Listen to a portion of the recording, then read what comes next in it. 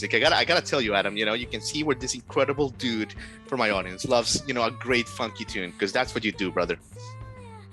Thanks, man. Yeah, that's very nice of you to say. It's true, man. And we've been waiting a hot minute to have you on the show. We were secretly hoping we were gonna make it happen, and we celebrate your talent today, Adam, on guitar, and the humor that you bring to this city, to Nashville, and it's very important, the role that you play here, man. No joke. Oh yeah, thanks a lot, man. I appreciate that. Absolutely, man. And by the way, friends of our show like Lauren Morrow, they love bringing you along. You rock iconic venues, Adam, all over the country and in Nashville. Are you aware, Adam, of the joy that you seriously bring to a city like Nashville that can be so serious sometimes and so uptight with the music, man? Man, I don't know. I guess it's not something I necessarily think about. It's always nice to hear that people enjoy it, I will say I'm very aware of how special of a place this is and how many people I experience that kind of thing with, whether it's players or, conversations you and I've had, I don't know. People just really love great music here, and there's a lot of high quality people around who are making it, so it's just nice to feel involved with that, Absolutely. I hear that, man. And man, I was watching a tape of you playing Coming Down with John R. Miller and Tyler Childers at Red Rocks. I mean, I think that was last year, but my God, that was very awesome. Congratulations, man. And how awesome was a moment like that? Oh, thanks, man. That was a wonderful moment. And it's very special to play Red Rocks, obviously, but it was more special because I knew everybody that was playing that night. I'm John and I used to be in a band together, I don't know, 12 years ago or something. We were in a band called Prison Book Club. Right. And he had that song back then. So it's just very emotional to we recorded that song 12 years ago in my bedroom, and then for there to be a long period of time where nobody really cared about it outside of our little friend group. And then to get to play a song like that with Tyler in that situation. I've known Tyler and his band for a long time, and Margot was the direct support for that one, and I know her and her band. So it was just to have a night like that with all those people in such a special place, yeah, man, that was meant a lot, Absolutely, dude. But you know what's great about you, Adam? And I've seen you in a variety of places play now, small, all sorts of crowds, and you always look and it's same with Red Rocks, you're playing to your four buddies. It's you are unfazed that there's 15,000 people in Red Rocks just going nuts, just like you're playing to the underdog. It's it's pretty damn heel. How do you stay so zen, Adam? You're always so even heel. Even my visual audience can see it now. You're always just so zen. Oh, well, thanks. But yeah, I don't know. I guess I try and just be as present as possible, which is sometimes easier than other times. But I mean, honestly, anytime you get to do something special like that, like Red Rocks, there's a lot of shows that lead up to that, a lot of years that lead up to that. And that's where you kind of, that's at least where I developed it. If you play to nobody for a long time, then you stop caring about you're not looking for validation from an audience necessarily. You're just, all you can control is I'm here with these people that are really special to me. These songs are really great, and I'm getting to play those songs. So that's all I can control, So if there's people there, that's wonderful. But, on my end, I'm giving as much of myself on a Wednesday night at the Underdog as I am in that particular situation, But that's just a lot of time, you know what I mean? It's really just the experience of being in situations like that. And I played with this, Joshua Hedley, who I'm sure you know. Mm-hmm. And Sure. That guy has been playing in honky tonk since he was 13 years old. So you can't face him, you know what I mean? Because he's seen he's seen everything, man, and to be on stage with people like that's really, really cool. So Yeah, I don't know. It's nice to hear that at least appears in. That's cool. Yeah, yeah, man. At least appears, and yeah, and everyone is so distracted now and like all over the place, and like you were driving like Lauren back from a tour stop the other day, and you were just present in the moment. Like you don't see that shit anymore. But anyway, I digress. I digress, Adam. Man, and the fact that you put up a tribute to Norm Macdonald like a few months ago when he passed, way too young, comedic legend, on your socials you talked about it, and you did a nice tribute. And I mean, you don't stop a lot. Like you're not easily impressed. Like the fact that you kind of like stop and you pay tribute to this important figures that one way or another meld into your art, like that is always so special. Like you don't do this often, right? Well, yeah, I mean, I guess just like anybody else, like I'm just like working or thinking about the next thing. And he was somebody that has meant a lot to me, like from an early age. Like I've listened to that guy talk more than almost anybody else maybe. But yeah, there's just certain people ingrained in my personality. He's definitely one of them. Like Jimi Hendrix is certainly one of them. The Beatles, I mean, it's not like that's unique to like those things. But yeah, for him in particular, like there's something about comedy that, like, comedy and music can reach a place in me that like nothing else really does. So it really does, like, you know my buddy just sent, and it's actually funny you bring that up because Gilbert Gottfried just passed. I don't know if you saw, they just announced We it. did see that. We did see that. Yeah. Yeah. Rest in peace. What do you think about that? Oh man, he's like an amazing, unique person, and obviously, there's some problematic jokes that he's made, but like, there's something about the personality of like absorbing the world around you and responding to it comedically. Like, there's something about that, like trying to deal with things that way that's special to me, and for whatever reason, just Yeah. yeah, I relate to that. I think that's why I love talking to you so much, because we can go from talking to pedals to talking about, Gilbert Gottfried or whatever. Rest in peace, Gilbert, man. I don't know. My first memory of him was probably in Problem Child. Mhm. You remember that one? Oh yeah, and like Aladdin.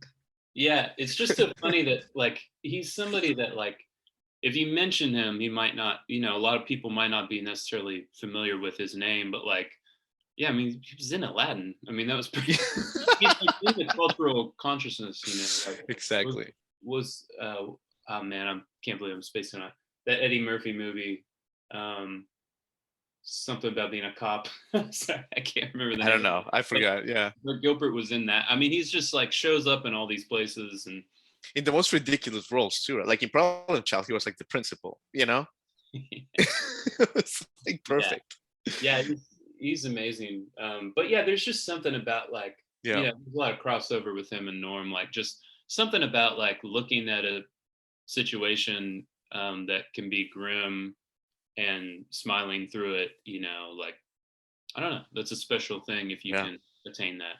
Totally, man. Totally, man. And I don't know. Sometimes we get into this question in this show. I don't know why we do it, but I ask a lot of the times. I love to ask like John Oates this question every time he comes.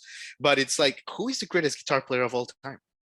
Is it like Jimmy Page? Is it Jimmy, Stevie Ray Vaughan? Like, where do you fall on this spectrum, man? Man, well, I guess I don't like to use the term greatest, or Yeah. I think of it in different ways. Like, if you say something like Michael Jordan is the greatest basketball player of all time, Hmm. you're not just talking about like what he's done, like statistics or whatever. You're also talking about the fact that he was like an ambassador for that. You know what I mean? He kind of Sure. changed that sport forever. And there's going to be other people that were like put up some serious numbers, or but what he kind of meant to the game. And to me, like Jimi Hendrix is sort of that for guitar, where Hmm. the difference in electric guitar in a rock and roll context before him and after him is, he just it's kind of ubiquitous. But Yeah. to me, it's just like, it's very like binary. Like, things either hit you or they don't hit you. And there's some people that don't, that doesn't resonate with them, and that, I get that. I'm not Totally. necessarily into like super technical guitar playing. Yeah, Um, yeah. Like a you lot know, of pedals and effects like that whole jam. well, just like playing 1,000 notes, or Right. whatever. And if I could do that, maybe I would do that, But I kind of, because I can't do that, I have to go with like trying to be tasteful. Yeah, yeah, yeah, yeah. Well, But you're a very tasteful artist for sure. Yeah, yeah. thanks, man. Yeah, Yeah, man. no, for me, Hendrix is like the one that hit me the deepest. But it was like the emotional qualities of what he was doing. Like it's so heavy and lonely and things that I didn't realize at the time, but now I look back, it was like, there's a lot of kind of depression in his music, and It's amazing, man. Yeah, you're right, and it's so crazy because like, and the same thing applies to you. But like, in the Rock and Roll Hall of Fame in Cleveland, they have his couch where he practiced for so long, and it's just like a normal couch. And when people see you live, I've seen you a couple times, like in the Underdog, doing these mind-bending solos, and it's like, man, probably practice them where you are right now. You know what I mean? It's just unbelievable, like how it happens. yeah, well, once again, like I was mentioning, like getting to do like sort of a career highlight thing like Red Yeah, Rocks or something, like all the time that goes into that. Yeah, it's a lot of like sitting in your room, just for going over and 10,000 over. hours. Yeah, absolutely. And also a lot of like driving around to places that like, nobody in their right mind would really do, like once my old band, we drove, we did a one-off. We were in West Virginia. We did a one-off in Jackson, Mississippi with no guarantee. Mm. So that's a 15-hour drive one way. So, it's that kind of thing where like you have no reason to do it other than the fact you want to do it. Right. You know what I mean? So like that does something to your personality if you go through that kind of stuff. Definitely. And Adam, just going back to West Virginia, of course, where you're from for a hot second. I mean, like, is that the trick? Like, do you sit there and say you listen to BB King and like you try to do an imitation of that at first? Like, is that how you learn and then you create your own style from that? Is that like the way you do it? Yeah, I mean, it's just I look at it like music's a language, you know, and Yeah. so it's the same way that you talk, you hear people do it for a long time and then you try and do it. And then eventually, you start with just words, which in guitar might be licks or notes or a chord or something. And then you get to where, you can string them along into a sentence, or then you get to where you can really communicate, tell a story with Yeah. it. So yeah, I mean, it starts with that. Like, and for me, tones are a big part of it. So like, there's particular guitar tones I would get obsessed with, and Mm. I want to know exactly what that is. Yeah. Yeah. Okay. Okay. Fair, man. And staying in West Virginia for a second, Adam, and thank you so much for your time, dude. I know you got a lot going on, man, but like, so your mom was the church pianist at Washington United Methodist, right? In West Virginia. Is she still alive, Adam? Yeah, yeah, yeah. Both my Okay. parents, yeah, they're retired, and yeah. Love it. Love it. And what does she think of the success you're having in Nashville and beyond? Man, I think they're both proud.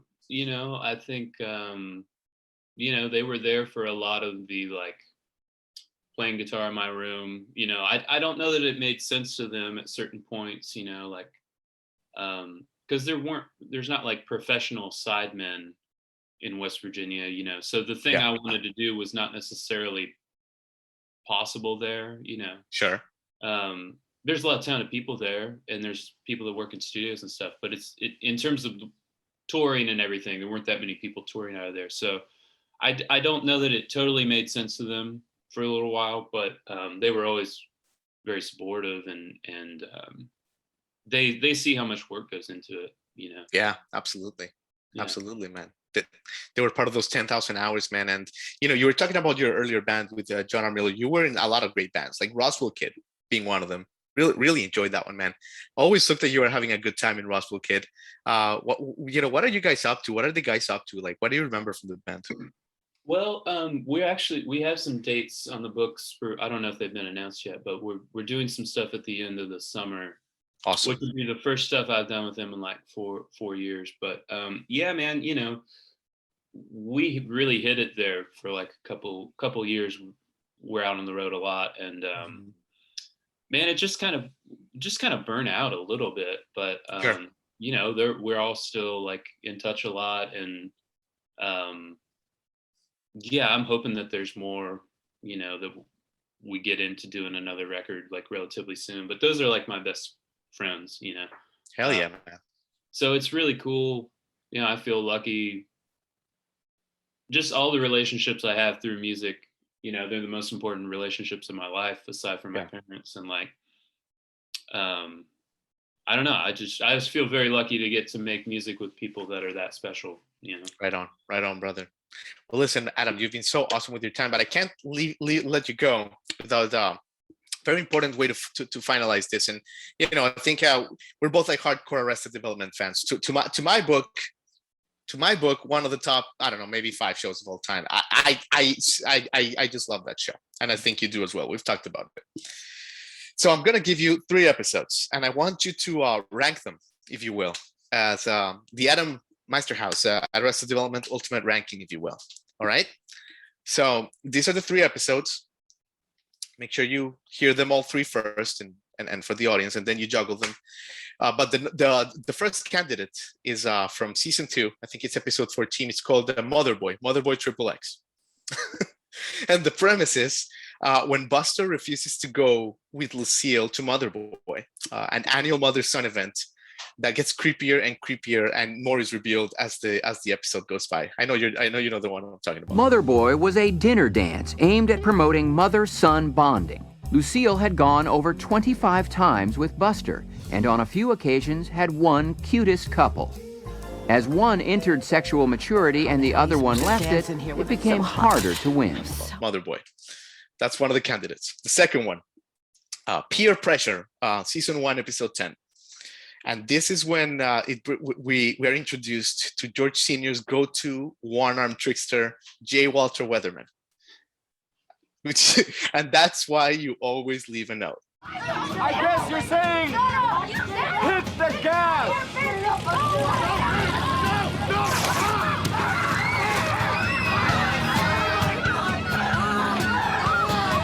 That's why you don't yell.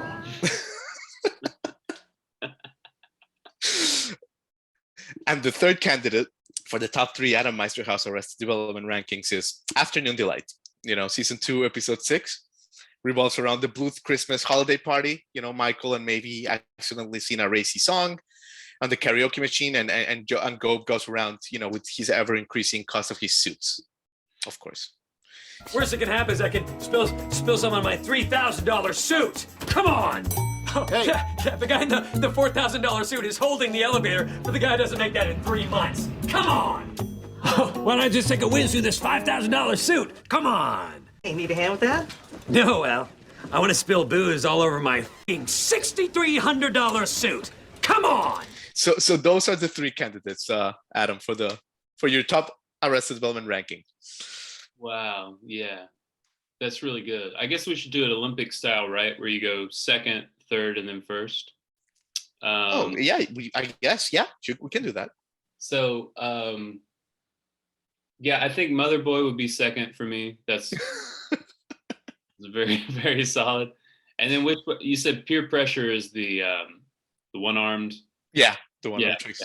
So that's probably number 3 for me. And yeah, Afternoon Delight. That's I would say I cannot remember the episode, but the one where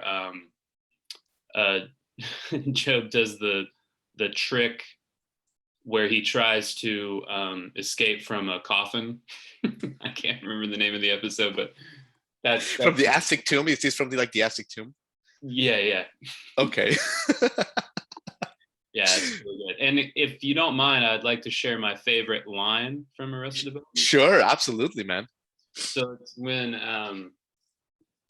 George Sr. is in sorry for the spoilers, but I mean, yeah. When George Sr. is in the attic, like in the beginning of that whole thing, and Michael goes upstairs to deliver some news, and George Sr. is asking him for like supplies, basically. And he asks him if he can get him a book, and then they talk more, and George Sr. doesn't like whatever Michael had to say, so Michael storms off, And as he's walking down the stairs, George Sr. leans over and goes, "Pop Pop gets a Grisham." That's epic, man. That is too epic. Oh my God. Well, Adam Masterhouse, man, what a soul. What a talent, man. And just a joy to be around you in Nashville, man. Thank you so much for joining us, brother. Yeah, of course. Thank you for your time, man. I appreciate Absolutely, man. Take care. See you around. See you, buddy.